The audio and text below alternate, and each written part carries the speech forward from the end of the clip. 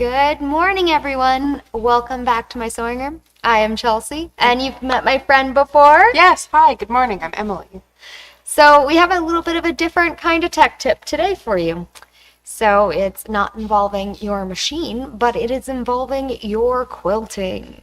So many of you might know Emily from our long arm department. Emily, how long have you been in our long arm department? I started kind of mid-January, so I'm coming up on 6 months here now. Oh, that's fabulous. Yeah. Man, time flies. Yep. So, Emily, you have learned a lot since you've been in the department, right? I've learned a lot of stuff, and I'm still learning stuff every single day. Me too. Every day is an adventure. That's a good thing. That's a good thing. I love learning new things every day. It makes it so interesting. Yeah, no, I'm never bored, really, which is really good. That's good. That's good. We always get to see all those cute quilts, don't we? I know, I get so excited when people bring in quilts with a story to them. It always makes me really excited to just hear a little bit of the history of the quilt. So, That's awesome. yeah, it's really good. I remember a couple weeks ago you had a wonderful t-shirt quilt in. That one was really cute. Yeah, that one, her grandson was graduating high school, and she had all of his jerseys from lacrosse and hockey that she'd collected over the years, and we made a big sort of jersey quilt for her grandson's graduation. It turned out really that's awesome. really cool. Yeah, it was really cute. So, of course, we quilt on so many different types of quilts. Yes. So, t-shirt quilts, T-shirt quilts. sometimes pillow tops. We did, I think you're doing a wall hanging for Sandy, that mini Northern Lights. Yeah, doing a little About wall hanging. That big. Yeah, I had one woman bring in a quilt top that was made from all of her old dresses from when she was a girl. So all of these really beautiful vintage floral fabrics. It was lovely. That's really awesome. Yeah. So, I suppose our tech tip today is how to bring in your quilt so you can get the most out of the quilting. Yeah. So we have a few tips today, and we also have a few options if these tips aren't going to work for you. Yeah. So I guess maybe we should start by when we're creating our quilt top. So of course, we need to properly press our quilt top. Yeah, super important. That's going to give you the flattest possible finish if all of your seams are nice down, nice and smooth. So, yeah. And if you don't have a space big enough for pressing your quilt top at home, of course, we can press your quilt top for you. Yeah, absolutely. We're always happy to help out if there are things that you can't quite manage by yourself. We can pick up that slack for you and make sure that your quilt is best possible condition it can be. And this one's a thing that I learned a couple years into my quilting adventure. So I didn't know this one first when I started. Okay. Which I think we should totally do a demo on it. Because I think it's really interesting. Yes. Yeah. So it's how to attach borders. Yes. So when I used to attach borders, I would take a really, really long piece of fabric and I would hold it up against my quilt and I would stitch it down the side. And I wouldn't measure, and then I would stop at the end and I would cut it off and I'd call it good. And sometimes that works great. And sometimes it gives you a little bit of a wavy border. Yeah.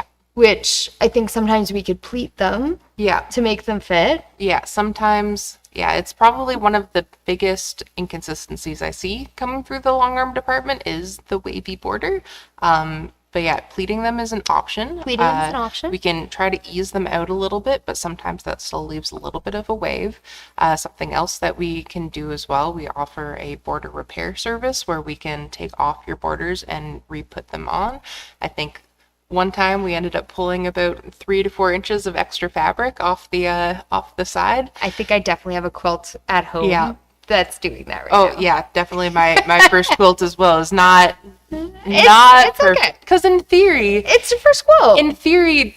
just taking a long strip works fine, but Sometimes measuring, it stretches. Yeah, measuring is always the best bet. And also, I'm sure some of us don't like stitching a really, really long line. Yep. We do also say attaching borders isn't your favorite thing in the planet. It does not bring you joy. That's okay. we can put them on for you. We can do that too. So that is definitely a service we offer. And I think another one along the lines of a border, it's my joke for the day. Sandy would be so proud. I hope so. Stay stitching. So sometimes we have a whole bunch of little pieces out at the edge of our quilt top. And I have to get better at doing this myself because I don't do it. Stay stitching the edges of your quilt. So that's just running a seam around like an 1/8 inch away. Yeah. Just stitching right around the edge of your quilt. That's all. Yeah, it helps keep things straight. It helps deal with frays, which can be a really big issue on some materials. Yeah, some materials fray more than others, Yeah. especially if you're not working with traditional quilting cottons. Some things do fray, and it can definitely help. Yeah. Speaking of frays, sometimes I'll have a quilt top come in with a bunch of spaghetti noodle frayed threads on the back. So really important to trim the back of your quilt as well if you're seeing a lot of fraying, especially if you have something with really high contrast, because sometimes those darker threads will poke through, and once it's quilted, it's kind of in there. Yeah, that'd be tricky to get out. Yeah, it's not very fun. It can be done, but it takes a really long time. What else was on here? Oh, so when we load a quilt, do you baste it all when you load the quilt into the machine, or do we just bring in 3 pieces of a quilt? A top, a back, and a middle. Yeah. So batting. So you guys don't need to baste quilts at all if you're bringing in a quilt for us to do. That's something we use a floating method on our long arm machines. So we just baste the very top of the quilt. So if you guys have pin basted or stitch basted your quilt at home, I've got to undo it all. So you can save us both a little bit of time and not have to worry about that whatsoever. Oh, that's fabulous. Yeah. And speaking of basting, so not only we edge to edge, Yeah. but we have basting services too. Yeah, we have a basting service. So if you have a big quilt at home that you're working on and you want to do a bunch of beautiful hand stitch work, but don't have the space to baste your quilt, you can bring it in and we can do it for you and make sure that it's all tacked down and ready for your work at home. It's also really helpful if, say, maybe you have a condition where 505 spray isn't going to work for you. Maybe it's hard on your lungs. Yeah. Or say you just don't have the room to spread out and baste a quilt flat. Yeah. I find that can be kind of tricky some places.